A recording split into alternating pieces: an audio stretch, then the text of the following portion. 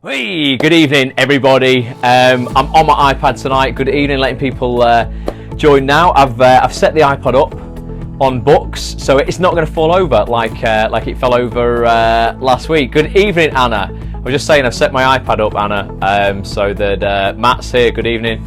So that hopefully it's not going to fall over like it did last week. But let me know if I'm coming through loud and clear, and if you can all hear me. It's Wednesday. Good evening. For those who haven't got a clue who I am, and you might be stumbling across this on a replay, my name's Ross. I'm an actor and a voiceover artist from Manchester in the UK. I run a website called Act On This, the TV Actors Network, that you can find at www.actonthis.tv. You might be on the site right now. Good evening, Nina. Good evening, Verona. And yeah, I scope twice a week, once on a Monday, although for the last 3 Mondays, guys, I've been a letdown. I've been out filming stuff for a new, well, it's not even top secret anymore. Evening, Fanny, how are we doing? For a new feature for Acts On This. I've not been doing Periscopes on Monday nights. Anna's just got back from Acts Up North, first class in ages, loved it, feeling happy. Boom, excellent. Yeah, let's scope on a Wednesday night, and Wednesday nights we do book club. Guys, I'm super excited to read you the last chapter that we're going to look at in so we look at a book for 4 weeks, guys, by the way, 1 book a month, effectively, or if the month falls into more than 4 weeks, we just do for 4 weeks basically. We'll be looking at Gary Keller's The One Thing. It's an awesome book if you require focus and you need to get focused. What day is it, says Verona? It's Wednesday, isn't it? I think it is. If it's not, then I've screwed up completely. It's definitely Wednesday. EU referendum tomorrow. That's a whole kettle of fish we can talk about later on. But yeah, The One Thing. If you are struggling to kind of get stuff done because you're chasing too many things, you try to chase 15 things and you're getting nowhere on any of them, The One Thing will help you figure out what your one thing is, what your top priority is, the thing that you should be doing above anything else. And last week, we looked at something called the focusing question, which I'll remind everybody of again, because I've asked it myself multiple times this week, and it's been really, really useful. The focusing question was, what is the one thing I can do right now, and it can be big or small, you can apply this to any situation. What's the one thing that I can do right now that by doing so makes everything else easier or unnecessary? And trust me, like, I've asked it like really simple times this week. I was out filming in Media City for a new series that comes out on Friday. Act On This TV, guys, launches on Friday, episode 1. They're in-depth, super high quality TV style interviews with some of the greatest minds in the acting industry. Chris Stone is a director who you see pop up on Periscope all the time, is my first guest. I'm going to launch that on Friday, super excited about that, which is great. And I've got some amazing guests coming on, like guys at the top of the tree in the UK at least, who are going to be coming on to be interviewed. So I'm very excited about that. Get over to actonthis.tv/first. Sign up on the email alert there, and you'll get an email the minute I post the video. So as soon as it goes live. How do we watch that, says Anna? Anna, you watch it on actonthis.tv. It's going to be part of exactly like the way you would listen to a podcast or any of the other features that are on there. It's a premium feature. Because these cost me a fair, well, the first episodes effectively cost me about £6,500. But they're about an hour and a half long, and you can access 15 minutes for free. You can watch 15 minutes of the interview for free. If you want to watch the rest of it, you sign up for a premium membership, which is only £4.95 a month. It's like not even 2 coffees from Starbucks, although other coffees are available. So that's how you will get access to those. Mary's here as well. So yeah, dead excited about that. But when I was out filming those with Chris, we came up against little niggles, little things that we were like, oh, what should we do? Should we do this? Should we do that? And I was like, Chris, let's just ask ourselves a focusing question. What is the one thing we can do right now that by doing so will make everything else easier or unnecessary? And that's what we did, and we smashed it out. It's great. Verona said this is a great group, please keep watching. Definitely keep watching. Brown Sugar Preeti is in the house. Keep watching, you're going to enjoy this. So yeah, so what we do on a Wednesday night, we do a book club, and this is the last week we're looking at Gary Keller's The One Thing, and I'm going to read you it's one of the final chapters in the book. We've only had a chance, obviously, we've done this for 4 weeks, so we looked at 1 chapter a week. We've only looked at 4 chapters. There's over 18 chapters in the book. I highly recommend you get it. It's £6. If you're watching this on the replay, click the link below the video, and it'll take you straight through to Amazon.co.uk, and you'll be able, just get it. I've hooked it up there. You'll be able to buy it with just a couple of clicks. But I would highly recommend you get it and you read the other chapters that we've not covered. So we looked at in week 1 something called the domino effect, which is effectively, it's like a physics thing. So this applies to all your goals and everything that you want out of life. If you think of dominoes, basically the power of one domino falling over creates enough momentum to knock over the next domino that can be 1.5 times bigger than it, which can then knock over something 1.5 times bigger than it, and so on and so on. And it's quite phenomenal. I'll show you this diagram that they put in chapter 1. So the first domino is just 2 inches tall. By the 57th domino, you're almost the distance to the moon. Check that out. So you knock over the little domino here until eventually, what's that? 18 dominoes in, you'd be knocking over the Leaning Tower of Pisa, which would be knocking over the Eiffel Tower, which would knock over Mount Everest, which would knock over practically the distance to the moon. And that's how you get momentum up when you choose the one thing, that first domino. You're like, right, what's the one thing I can do that's going to enable everything else to become easier or unnecessary? Bang, knock it over. Bang, that knocks something else over. And that's how you begin to make massive progress when you choose the one thing first, as opposed to chasing 15 things. I feel like I've knocked over my first baby domino this evening. Back at your acting class, Anna. Exactly, and that's it. You've got to keep up that momentum, though. It's like going to the gym. You go once, you feel great. If you don't go for 3 or 4 days, you lose all that momentum. So you've got to keep on it, keep on it.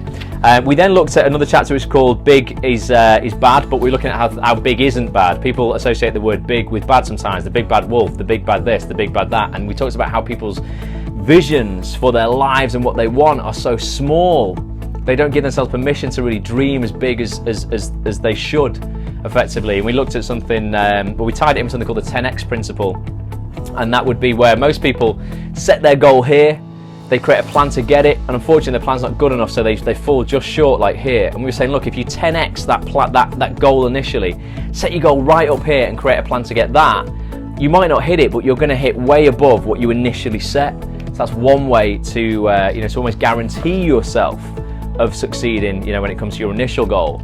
Last week we looked at the focusing question, which we just spoke about now, and then this week we're looking at something called the journey.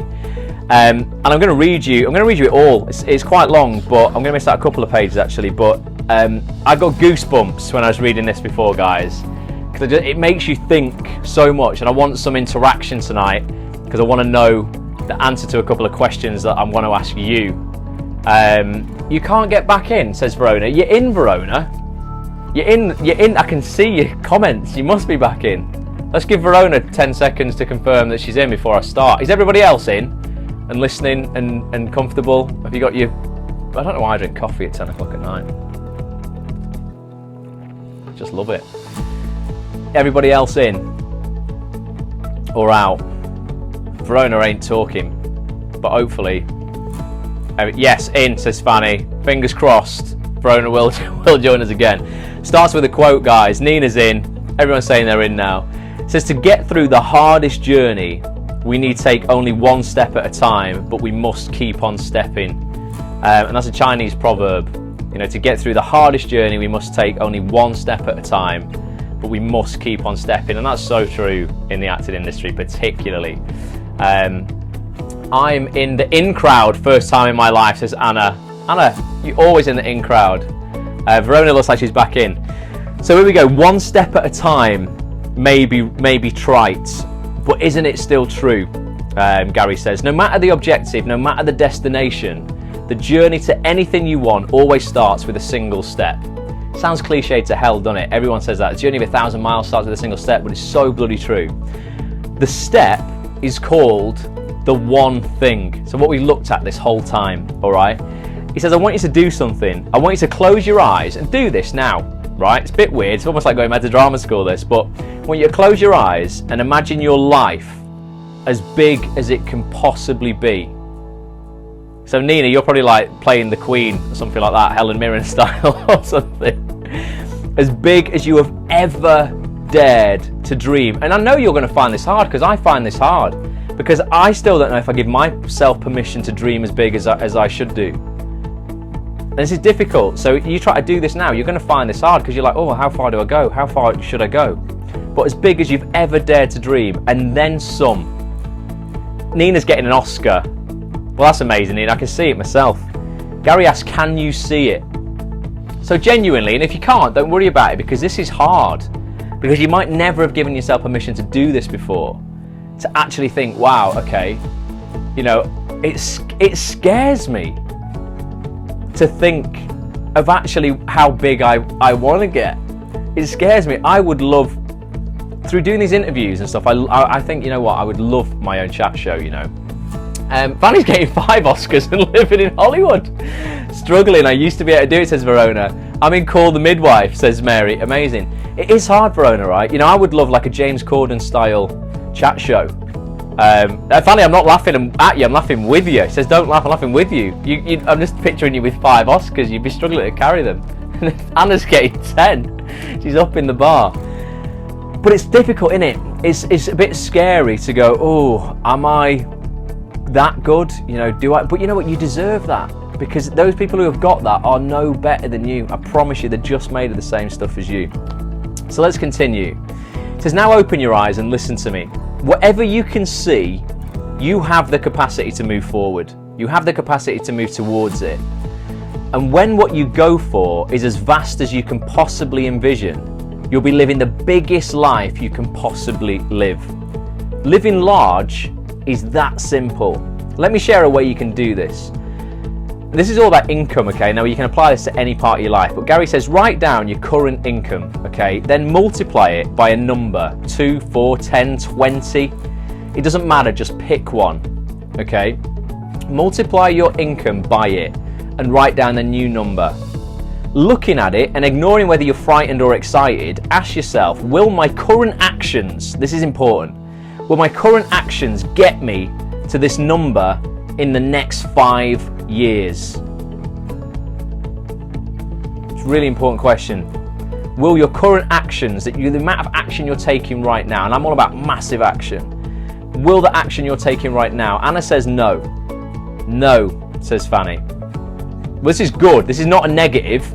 This is like, okay, little nudge, realization. Nina says no. I absolutely am with you on no. You know, definitely. I sometimes feel I'm taking as much action as I can, and then I'm like, we've always got somewhere else to go. Verona says no, haven't we? We've always got the next level to hit. Okay, so we're all agreeing we all need to start taking more action, which is great, because you know what, we can all do that. If you were going, no, I'm taking as much action as I possibly can, then no, you couldn't do it. You can take more action, all right? If they will, so if your actions will, then keep doubling the number until they won't. If you then make your actions match your answers, you'll be living large.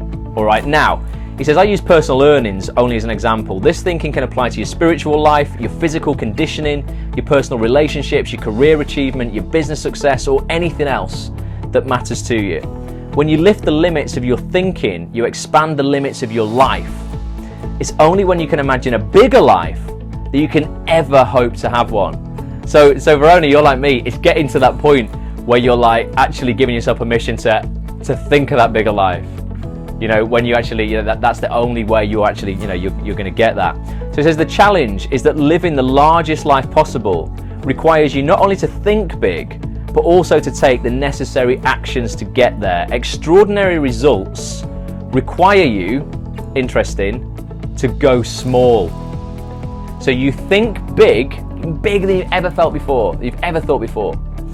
But extraordinary results actually require you to go small on those big things. That's what we've been looking for. Getting your focus as small as possible simplifies your thinking and crystallizes what you must do. No matter how big you can think, when you know where you're going and work backwards to what you need to do to get there, you'll always discover it begins with going small. He says years ago, I like this little anecdote, he says years ago,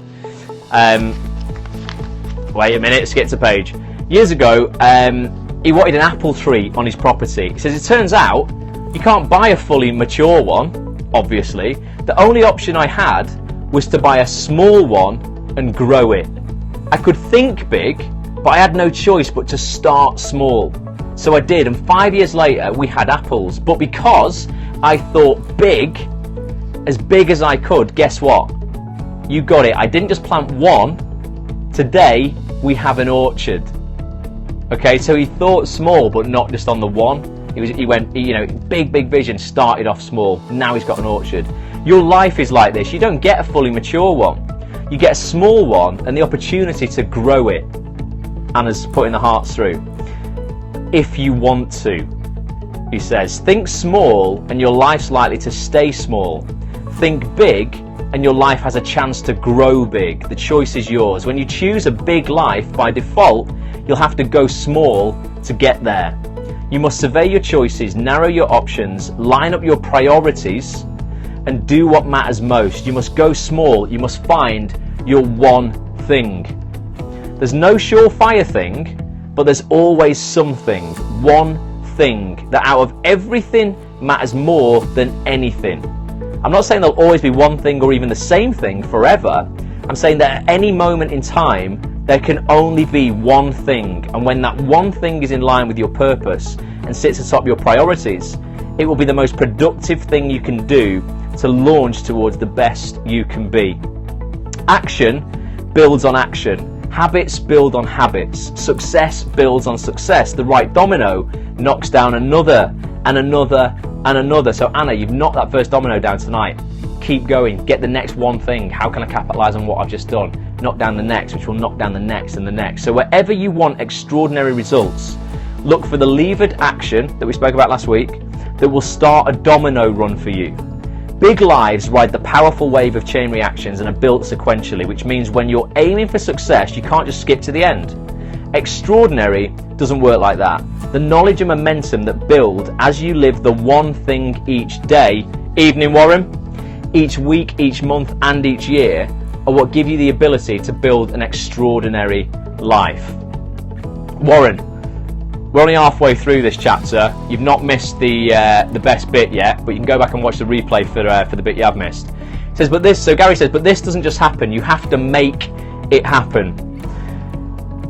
He's got a little story here that I include in Bulletproof Actor. So those who have been through the Bulletproof Actor program with me, that I'm going to launch again very soon, I tell this story in that. But it's a story about two wolves, and I love this. It goes like this. It says, one evening, an elder Cherokee told his grandson, so a Cherokee like a Red Indian, told his grandson about a battle that goes on inside all people. He said, my son, the battle is between two wolves inside of us. One is fear. It carries anxiety, concern, uncertainty, hesitancy, indecision, and inaction. The other is faith. It brings calm, conviction, confidence, enthusiasm, decisiveness, excitement, and action. The grandson thought about it for a moment and then meekly asked his grandfather, well, which wolf wins? The old Cherokee simply replied, the one you feed. Powerful, isn't it? You have that choice inside your head every day which one of those two wolves you're going to feed and which one you're going to starve. So ask yourself, which did you feed today? And if it was the negative wolf, you starve it. Start feeding the other one. Your journey towards extraordinary results will be built above all else on faith. It's only when you have faith in your purpose and priorities that you'll seek out your one thing. And once certain you know it, you'll have the personal power necessary to push you through any hesitancy to do it. Anna says it's a daily battle, and it is, Anna. It's an hourly battle. It's a battle probably every 5 minutes. You will have a choice which wolf you're going to feed. Are you going to feed the negative wolf that's like, Anna, take a break, go on Facebook, watch some cat videos? Or the positive wolf is like, Anna, figure out your one thing. What's the one thing you could do right now that's going to make everything else easier or unnecessary? But it's going to be a bit harder work. Which one are you going to feed? You've got a choice. Faith ultimately leads to action, and when we take action, we avoid the very thing that could undermine or undo everything we've worked for, and that's regret. Now, this is the most powerful part of this chapter, and I want your input on this, because this was the part that made me go cold. I got a bit of a shiver when I read it and thought, wow, yeah, thanks for reminding me, really needed that. It says, as satisfying as succeeding is, as fulfilling as journeying feels, there's actually an even better reason to get up every day and take action on your one thing. On your way to living a life worth living, doing your best to succeed at what matters most to you not only rewards you with success and happiness, but with something even more precious: no regrets. And this sounds cliched, but listen, because this is powerful. If you could go back in time and talk to the 18-year young you, or for those young, leap forward and visit the 80-year-old you, who would you want to take advice from? It's an interesting proposition for me, Gary says. It would be my older self. The view from the stern comes with the wisdom gathered from a longer and wider lens. So what would an older, wiser you say? And this is what I started thinking about. Gary says, go live your life, live it fully, without fear, live with purpose, give it your all, and never give up. Effort is important, for without it, you'll never succeed at the highest level. Achievement is important, for without it, we'll never experience your true potential. Pursuing purpose is important, for unless you do, you may never find lasting happiness. Step out on faith that these things are true. Go live a life worth living, where in the end you'll be able to say, I'm glad I did, not I wish I had. I'm glad I did, not I wish I had. Okay? Why do I think this is, Gary? Because many years ago I began trying to understand what a life worth living would look like. I decided to go out and discover what this might be. It was a trip worth taking. I visited with people older than me, wiser than me, more successful than me. I researched, I read, I sought advice from every credible source imaginable. I looked for clues and signs. Ultimately, I stumbled on a simple point of view. A life worth living might be measured in many ways, but the one that stands above all others is living a life of no regrets. Life is too short to pile up woulda, coulda, shouldas. This is the most powerful part now. He says, what clinched this for me was when I asked myself who might be the people with the greatest clarity about life. I decided it was those who were nearing the end of theirs. If starting with the end in mind is a good idea, then there's no end further than the very end of life to look for clues about how to live. I wondered what people with nothing left to do but look back might tell me about how to move forward. Their collective voice was overwhelming, the answer clear: live your life to minimize the regrets you might have at the end. What kind of regrets? For me, says Gary, very few books cause tears, much less require a handkerchief, but Bronnie Ware's 2012 book, and I've not read this, but Bronnie Ware's 2012 book, The Top 5 Regrets of the Dying, did both, okay? So I'm going to tell you a bit about this book. Ware spent many years caring for those facing their own mortality. When she questioned the dying about any regrets they had or anything they would do differently, Bronnie found that common themes surfaced again and again and again. In descending order, listen to this carefully, guys, the 5 most common regrets by those literally on their deathbeds were these. Okay, the 5 most common in descending order. At number 5, I wish that I'd let myself be happier. Too late, they realized happiness is a choice. Right? So that's something you need to remind yourself every single day. You don't want to get to the end of your life and go, you know what, I wish I'd actually allowed myself to be happier, because you do have that choice. Simple as that. You have the choice to choose whether you react to a certain situation or not. Everything in your life, and I truly believe this, and I'm talking like the best stuff and the worst stuff, is a neutral event ultimately. It's neutral until you put meaning on it. Someone's cheated on you, you put the meaning on that you weren't good enough, you're good for nothing, blah blah blah, all this kind of stuff. You're going to feel unhappy probably for the rest of your life. You choose that, to choose the meaning on that they were a terrible person, that you're better off without them, whatever, your high standards are higher than that, you're going to feel more in control and more powerful. So you have the choice in situations or anything that happens of how you feel about it effectively. So that was the first one. Well, number 5. Number 4, I wish I'd stayed in touch with my friends. Too often they fail to give them the time and effort they deserved. So maybe you resonate with that, and someone said to me the other day, and I thought this is a really great idea, and I might start doing it. They said, they said, you know what I do every morning as part of my ritual in the morning? I text one person out of my phone, just at random, you know, maybe they haven't spoken to for a while, and it's just a text to go, hey, you're like the chosen text of the day kind of thing, hope you have a great day. And it can be anyone in their phone book. And that's a really nice idea, isn't it? You know, just to reach out to someone dead quick. You have to put loads of effort into it and spend 10 minutes writing loads, just a little sentence, just reaching out, you know, hope you're great, whatever. You just choose someone at random. I thought that was really, really nice. So that was number 4, sorry. They wish they stayed in touch with friends. At number 3, I wish I'd had the courage to express my feelings. Too frequently, shut mouths and shuttered feelings weigh too heavy to handle.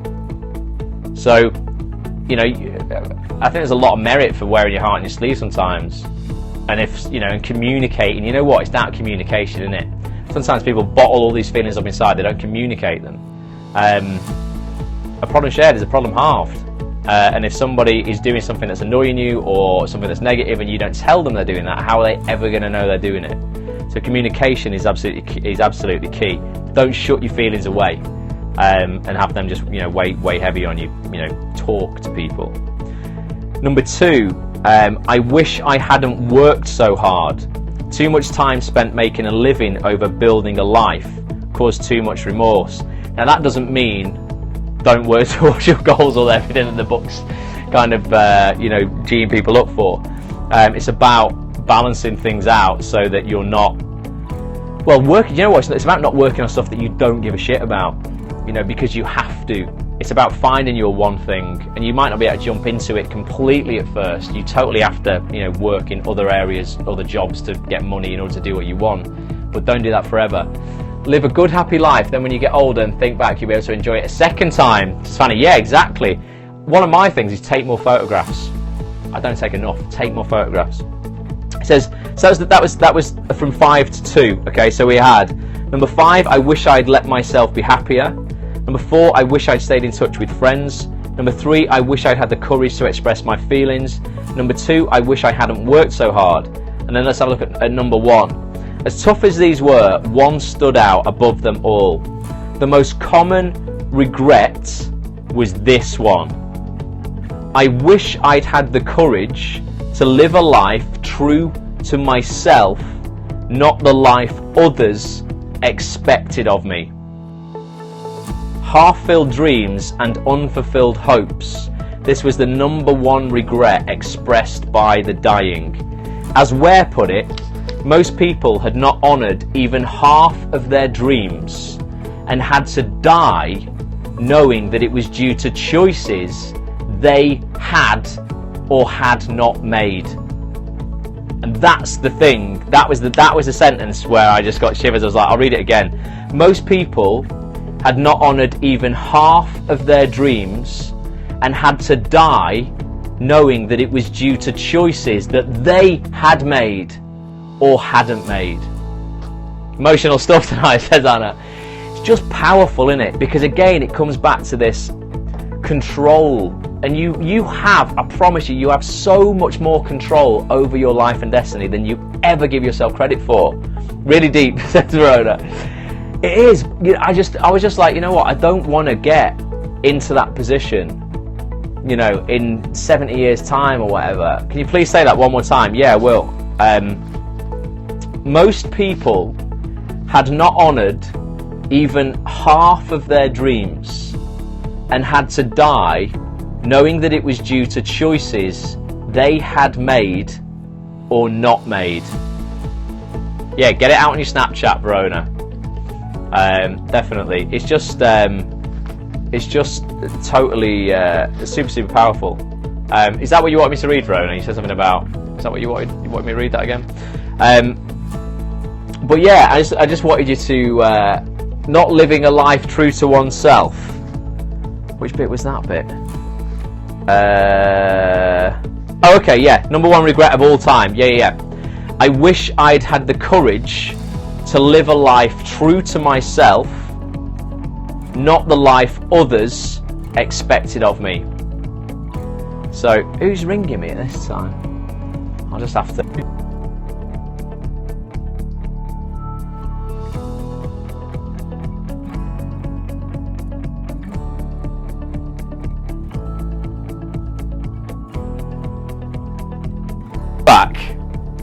Someone bloody rang me. Let me know if I'm back on. I forgot to put my phone on airplane mode. Let me just do that right this second. Oh, I can't. It's all balancing. Could all go crazy. Are we back? Excellent. Someone rang me, guys. Sorry, Nina. Everybody looks like they're flooding back into the room. So that was just the thing for me, was like, wow, that's just like super powerful. And I don't want to be in that situation. And we don't realise just how much control, like I say, we've got over our lives. And we just think that, you know, we have to just accept what cards we're dealt, accept the situation we're in. We can't change things. That's the way it is. And it's like, it's just bullshit. It's absolute bullshit. You've got to find that one thing, and you can fix anything effectively. I want to read you this is the last chapter, I'm not going through a whole new chapter, the last paragraph of the book. So Gary finishes up in total and he says, success is an inside job. So what I was just saying then, it's not about this external thing, it's about you, ultimately, what you want and the action you're going to take. Put yourself together and your world falls into place.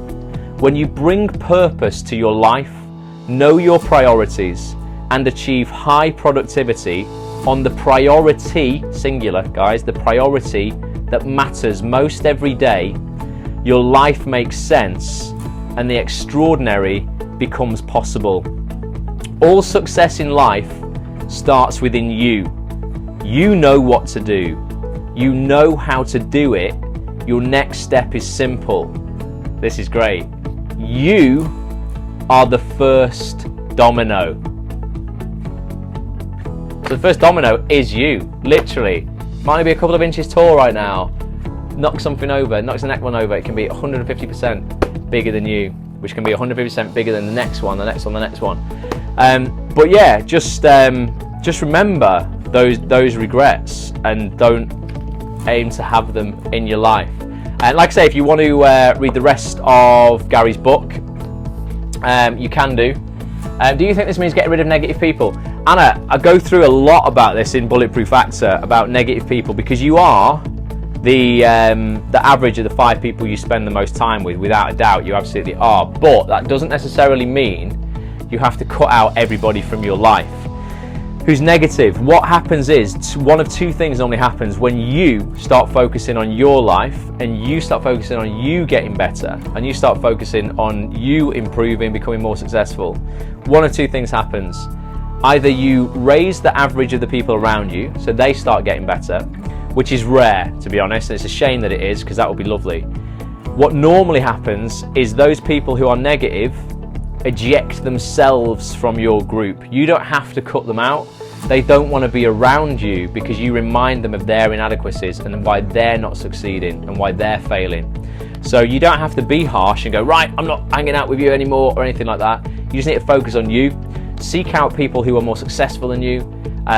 Join mastermind groups with people who you can have as mentors, all that kind of stuff. But ultimately, those people who are negative in your life will eject themselves. You won't have to, do that for them. They will do that. So that you're just left with, a better and better circle of people that you associate with. But ultimately, remember that. Really powerful. You are the most. You are the average of the 5 people you spend the most time with. So think about who those people are, and if they are all negative, then seek to find some new people who aren't as negative. So that's it for the book club, guys, for this week. But yeah, get the book. If you want to read the rest of the chapters, there's a lot in it. 18 chapters in there. We've read 4. If you've missed any of the Periscopes on the book club, go to actonthis.tv, click on the little menu icon, go to the Periscope section, and you can watch all of the ones that you've missed as well. Pleasure, Verona. Verona says thank you. But yeah, check it out. Go buy the book if you've not got it. And then next week, I don't know what book we're going to look at. I have no idea.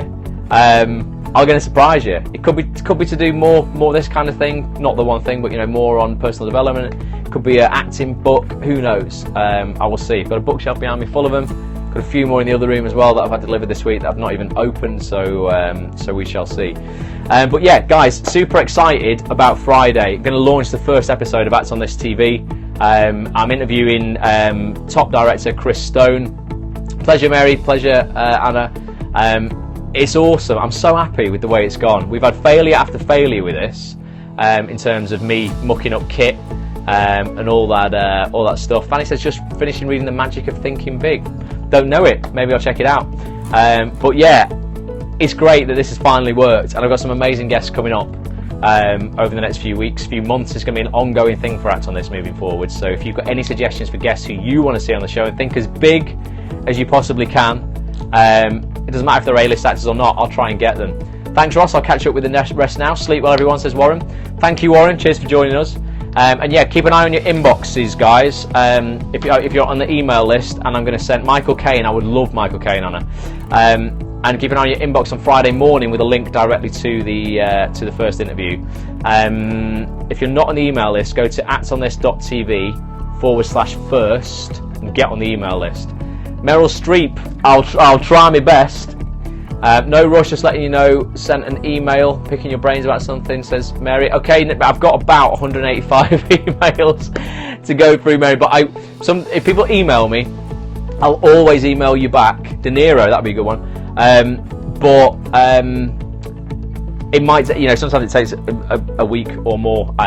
I get so inundated with emails, not from everybody emailing me, just from business stuff and loads of stuff that I need to tend to. So I will definitely get back to you.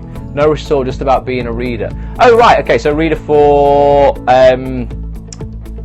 read-throughs for like dramas and stuff like that, or in auditions.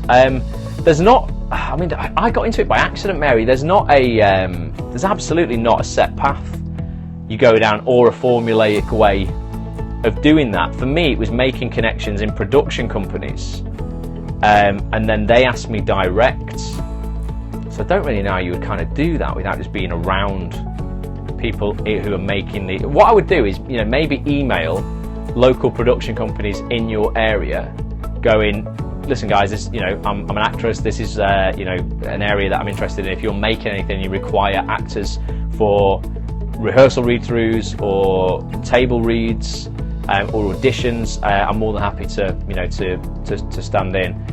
Most casting directors, if you read in at auditions, particularly for big casting directors, will want to see your spotlight CV and your show reel first, which is mad, isn't it? It sounds crazy because you're just reading a script, but it's almost like you end up auditioning to be an audition reader. So they might ask for your spotlight and your show reel as well. But yeah, there's not really a set route into it. It all happened by accident. So yeah, I would just keep putting yourself out there as someone who people can call on, and then after that you've got to be super reliable, and then jobs just come off the back of word of mouth then, and off other jobs, and if people are happy with what you've done, such a casting director will get a call to go, I'm going to be auditioning around this area, do you know anyone who reads in? This casting director will go, I would recommend blah blah blah. That's kind of how it's worked for me, really. It's not like a set route to apply for that kind of stuff, but yeah, just put yourself out there and email, think big, email people. You never know. Awesome, guys. Right, well, I'll let you go. Like I say, yeah, actsonthis.tv/first. Get on the email list. I'll send you the first interview from Acts on This TV this Friday. Please let me know what you think. Tweet me as soon as you've watched it. Leave a comment under it on the blog post. Let me know what you think. And just please spread the word. Like I say, it's literally it's cost me an absolute fortune to do these, but it's a labour of love. But yeah, please help support it by just telling people about it. The more people I can get to watch these, the more chance I've got of getting bigger and better guests on, and the more chance we've got of continuing doing what we do. So thank you. I will try and end the scope elegantly now without ruining my iPad. There we go. I've done it. Excellent, guys. Have a fantastic week. Okay. Think of your one thing. Get up tomorrow morning and do it. And don't, whatever you do, live your life. So in the end, you're going to end up with any of those 5 regrets. No regrets. You're going to regret. What is it? You're going to regret the things that you didn't do more than the things that you did. So just go out there, do it all. I'll catch you soon. Bye for now. Not works.